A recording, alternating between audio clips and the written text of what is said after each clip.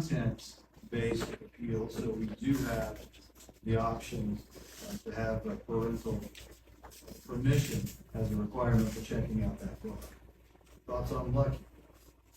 I'm in agreement with the amount of time we're spending on these books, and I'm going to touch on that later.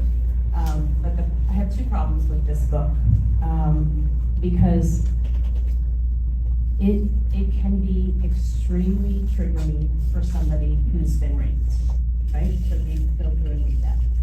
I have a friend that when she was in college, she was raped in the bathroom of her father's construction site while her father was on the site.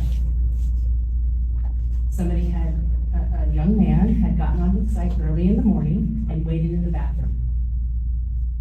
To this day, she can't read a book or watch a movie that has a rape scene in it, or she's triggered.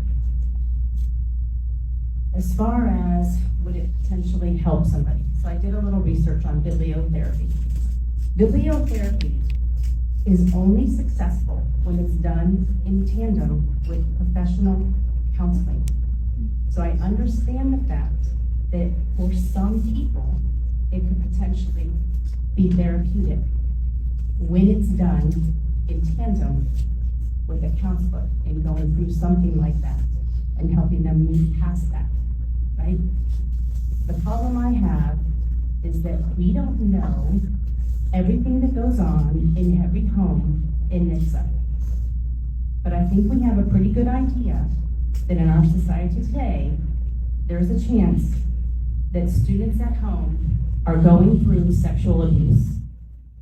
My concern is they're checking out this book without a parent knowing, potentially, and then going home and reading it and being triggered. The second problem I have with this book is the fact that it's classified as nonfiction. That's because the rape did happen. The problem is that a man was wrongly accused of this rape and spent 16 years in jail, and then 10 more years on the list as a sexual offender. They were then going to make a movie about this. And an interesting thing that I noted, they were going to make the rapist white. And I don't know why. So Timothy Nicante, the producer of the film adaptation, noticed discrepancies in the section of the book that describes the trial. He eventually left the project and hired a private investigator to review the evidence against Broadwater. Anthony Broadwater was the man that spent 16 years in prison for being wrongly accused of this horrific rape that this woman went through. The investigation led them to determine that the wrong man was sent to prison. In 1998, he was released. And as I said, he lived 10 more years as a registered sex offender. The investigation was overturned, but not until 2021.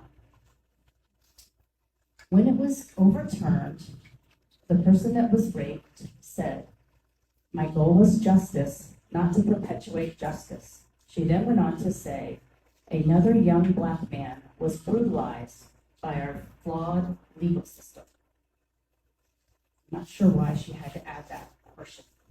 A man spent 16 years of his life in prison. He was wrongly accused.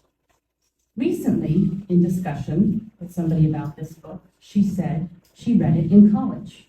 When I told her what I just shared here, she had no idea that the person was wrongly accused and spent 16 years in prison. I'm pretty certain that most of our students will read this book not understanding that portion of the story. Scribner, Simon, and Schuster, the distributors of this book, pulled the book from publishing in all forms of media on November 30th, 2021, and ceased distribution of Lucky.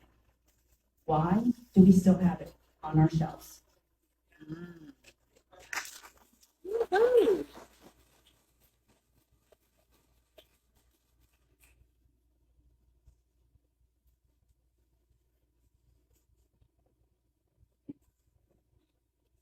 Any other comments on this book?